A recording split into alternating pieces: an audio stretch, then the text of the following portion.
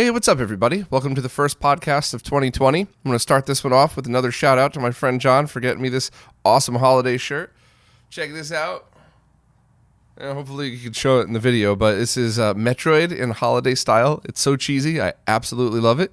But let's jump right in and see what 2020 has to offer for us. Or I guess what the end of 2019 had to offer, because it was, whatever. Let's jump in. Reviews are coming in on the C64 Maxi, which is an emulation console kind of like the Commodore 64 Mini, but full-sized with a normal-sized keyboard on it, and with some different enhancements to it. The 8-bit guy did some testing and found that while the video delay is still at about 3 frames of lag, the audio and video match up much better than before, making it feel a lot less awkward. And I guess with typing style emulation, overall lag isn't as big a deal, but I imagine pressing a button and having like a good half a second before hearing the audio is a little bit disorienting. So pretty cool that some really good tests are done. And of course, as you would all expect, I absolutely need to thank the 8-bit guy for not putting this one in a dishwasher. Crix has just released a firmware update for the original N8, and as promised, he took all of the things that he found about the mappers for the N8 Pro and backported them back to the firmware of the N8, so both the Famicom and NES versions.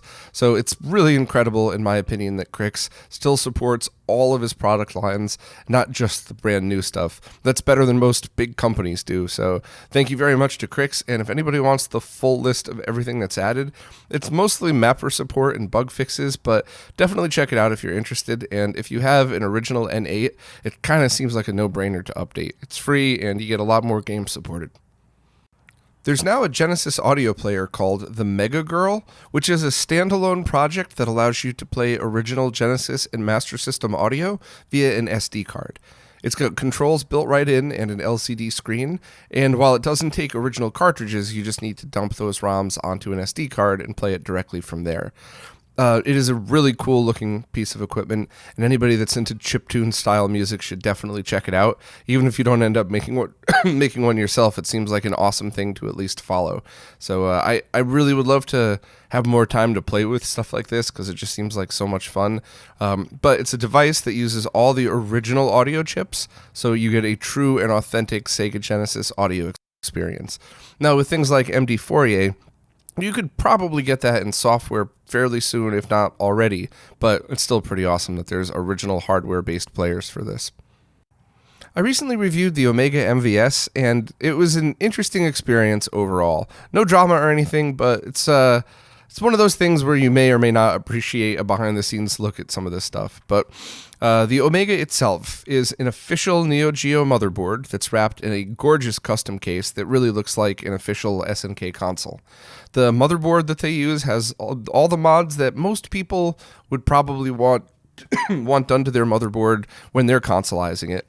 And it has a wide variety of output options: composite, S-Video, component, and RGB.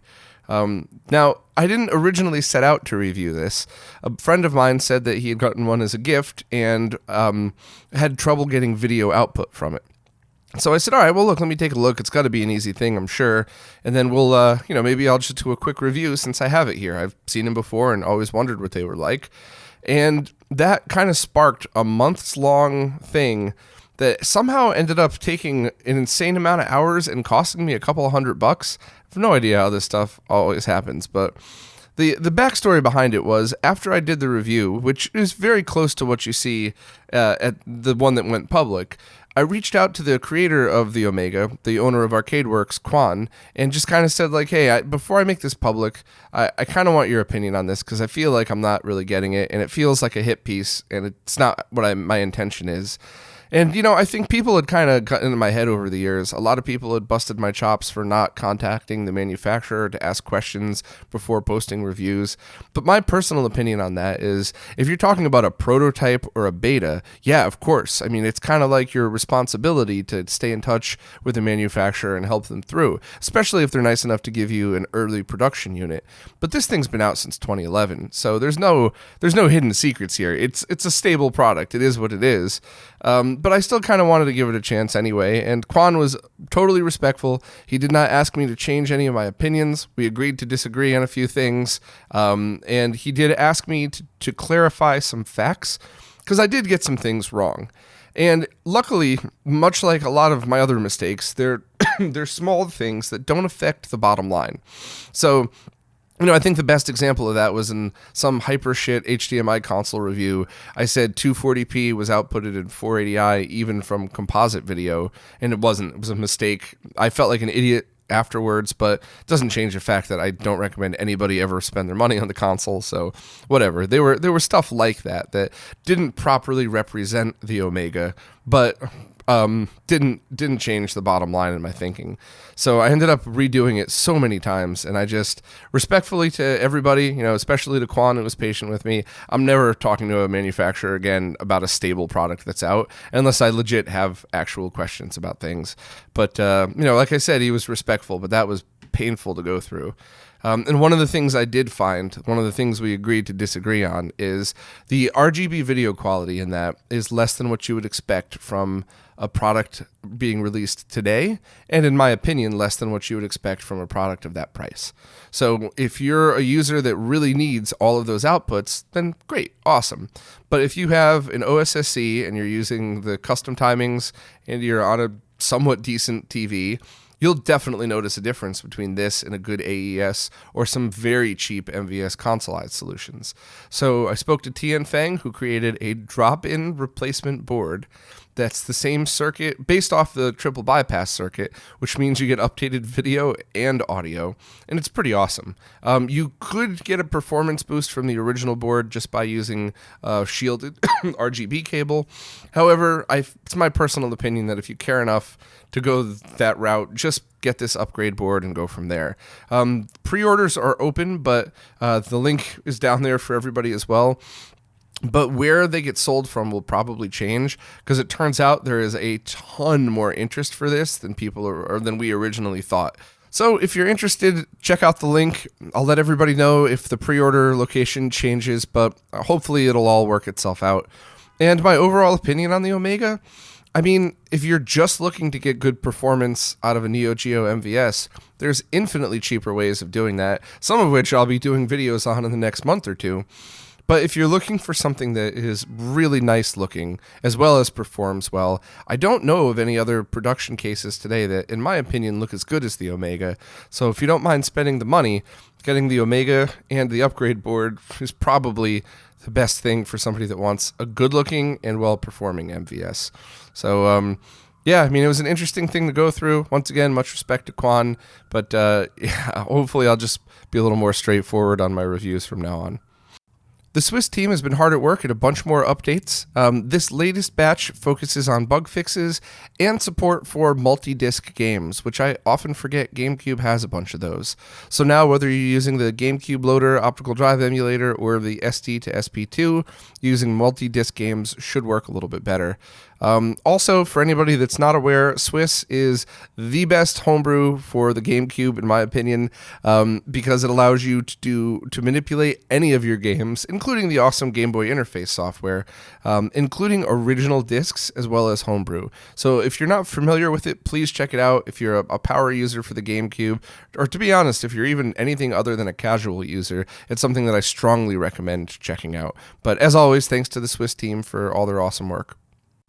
The Mega SD also had a pretty big firmware update recently, with tons of bug fixes and features added, and a lot more MD Plus additions as well. So that's kind of like the MSU1 audio for Genesis games. They seem to be tweaking a lot of that to make it even cooler. So this is definitely one that I would recommend everybody jump on. And as of now, the Mega SD is really just killing it in performance and update. So anybody that owns one of those, kind of a no-brainer. Just fire up the update and enjoy the new stuff and the bug fixes.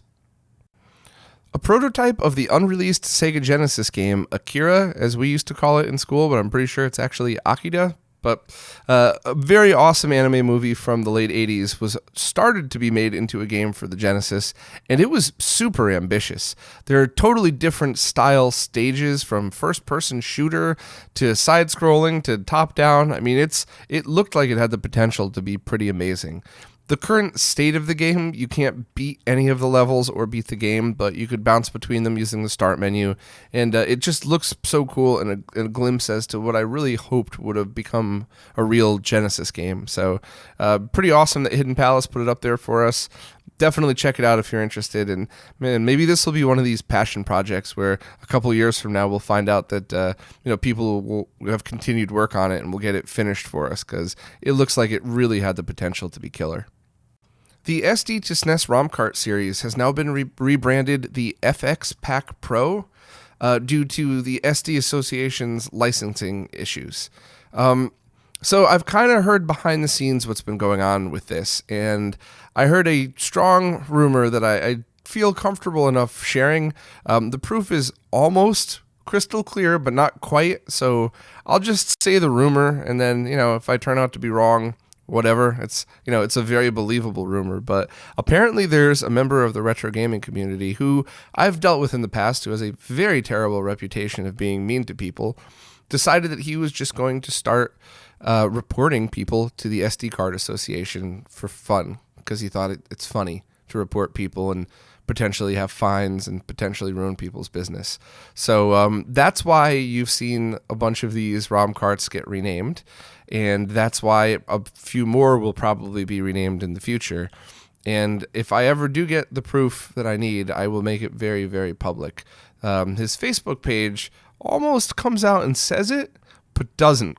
So yeah, I'm working on that one. I know a lot of people hate drama and hate when I talk about drama, but this one's worth sharing. So I just figured I would share it with all of you and let you all get as angry as I did about that, because think about what it would be like to quit your day job to follow a passion project, just barely be making it, not know that you'd have to pay licensing for the SD card logo, and then have some asshole try to get you in a lot of trouble or shut down because they think it's funny.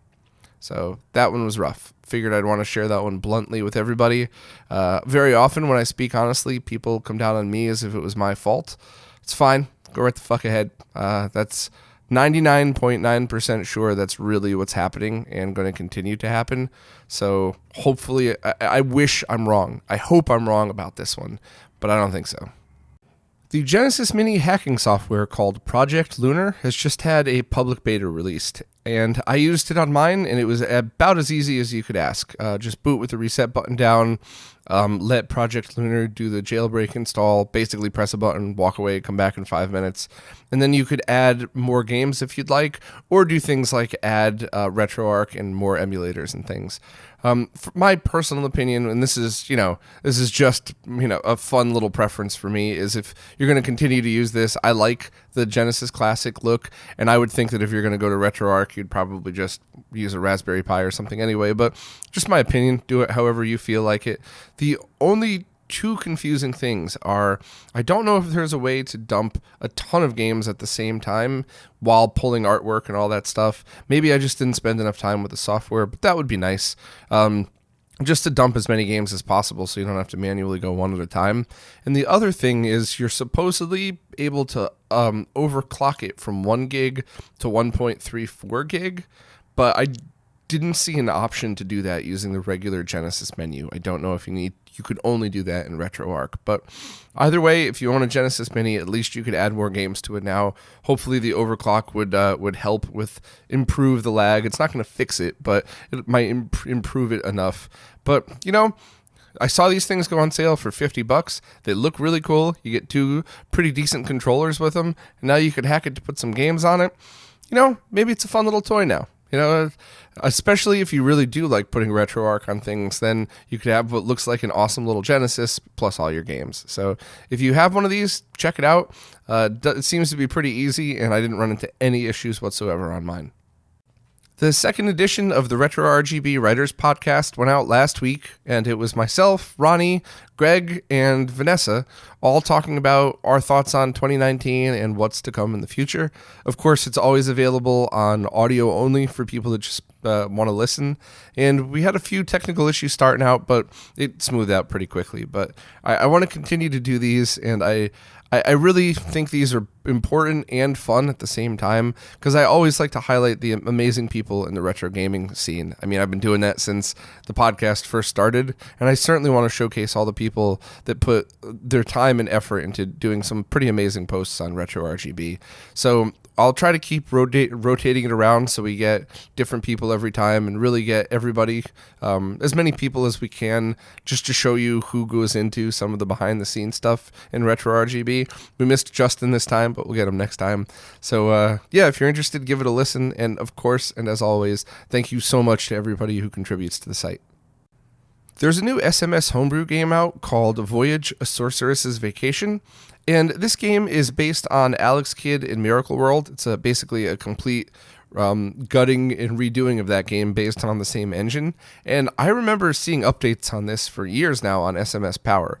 It was originally under a different name, and it looks like a pretty cool platformer. So I actually tried to get this on the day it was launched and do a quick video on it, but I just haven't had any time, so that's why I took so long to post this on the website. But it seems like a pretty neat game, and if you have the ability to play ROMs on an original SMS, it will work. So anytime you get a new game for an old console, it's always a bonus. I definitely recommend trying it out. Mobius Strip Tech has now opened pre-orders on Sega Nomad triple bypass kits, and while the root of the project is based off the main triple bypass version 2, Mobius added some pretty cool stuff to his, including a headphone amp and a way to install it that should be easy for almost anybody. He designed flex cables and certain connectors that go right over slots just to make everything as easy as possible. I think it really looks awesome, and I'm waiting for mine to get done soon, so I'll hopefully be able to have time to throw a quick video on it and show everybody what it's like. But this will work with the original screen as well as the LCD driver. It still allows for dual output, so you could use this screen that's in as well as output to RGB or, of course, HD Retrovision cables and stuff. And the audio is good across the board. So the speaker audio has been improved. The audio that comes out, line out of the DIN is now MD4A approved, as well as the headphone jack audio, which is pretty awesome. So anybody that's a fan of the Nomad, this is just, it seems like a really awesome thing to add. I'm personally having mine recapped, having this installed, and having the LCD driver installed. So, and eventually getting Greg's new rechargeable battery pack for it. So hopefully I will have the most pimped out Nomad on the planet very soon. I'll of course try to do a video as soon as I can and show everybody what it's like, but I'm very excited. Last week, I wrote an editorial post that is kind of rooted in drama, so if you're the type of listener that just wants to hear the facts and move on, I saved this one for last. You could bail right now. Totally cool, no hard feelings. But this was obviously important enough to me to stop what I was doing at a family thing to write the post, then tweet about it, then eat a lot of shit on Twitter for standing up to my opinion. But I'll talk about what this really means to me in the post, and then kind of just quickly tell you what the drama was, because what this means is way more important. What counts as cheating in video games, and what should really be disclosed in a public environment of talking about things? And, of course, if you're playing games by yourself at home, play games any way you want, whatever. That's never been part of the discussion. But if you're going to come out publicly and start bragging that you've beaten a game, there are always caveats to that, ever since I was a little kid. The first time I distinctly remember this was the Konami Code with Contra. I definitely remember my 8-year-old brain. I think the game was out before that, but it was pre-internet. Before the game hits your game store, it's not released yet to you. But I definitely remember going into school and saying, I beat Contra last night, but I had to use the code. And it was one of those things where even our 8-year-old brains could process the difference between working your butt off to gain the skill set to beat the game on 3 lives versus 30. And of course that went to Game Genie, where, everybody agreed where, if you've used Game Genie's like Infinite Lives code or something like that, did you really beat the game? Yes, but it's cheating. It's something that we all talked about. And that's kind of when things started to get interesting, because if you use Game Genie to then go to the hardest level of the game and practice that over and over, and then remove the Game Genie and play the game start to finish, is that cheating or was that practicing? My personal opinion on that is it's no. I mean, you've now just beaten the game start to finish. You could proudly say, yeah, I just beat the game without Game Genie. And it kind of made me think about a lot of these things, because I'm a huge fan of speedruns and stuff like that. And I do think that tool-assisted speedruns are amazing. And as the speedrunning community is dictated, it's just different. It's not better or worse. It's not like, it's just a very cool accomplishment that everybody could celebrate. So there was a lot of things that came up in the Twitter thread that actually were really good conversation. There's always a few good ones buried in the shit garbage, but one of the things was beating a game versus completing a game, which once again, in my personal opinion, this was always a no-brainer. Best example is The Messenger. I beat The Messenger, but I didn't complete it. I didn't get all the extra coins and stuff like that. I didn't go do the side missions. So I can confidently say that I beat it, and I cheated twice. I once looked up where a location was, and then I once looked up how to beat a boss because I was tired of playing them over and over, and I wanted to make sure that I was doing the right thing to beat the boss. I actually wasn't. So cheated twice, didn't complete it, but I beat it. So that's just my opinion on that. Another thing that I thought was really interesting is, what about turbo controllers? Because just with the games that I've played over the years, that's never been a part of the question. Like, turbo has never beat a game for me. But that does bring up a pretty good debate, whereas if it did, what if you're using a console like the TurboGrafx that has built-in turbo?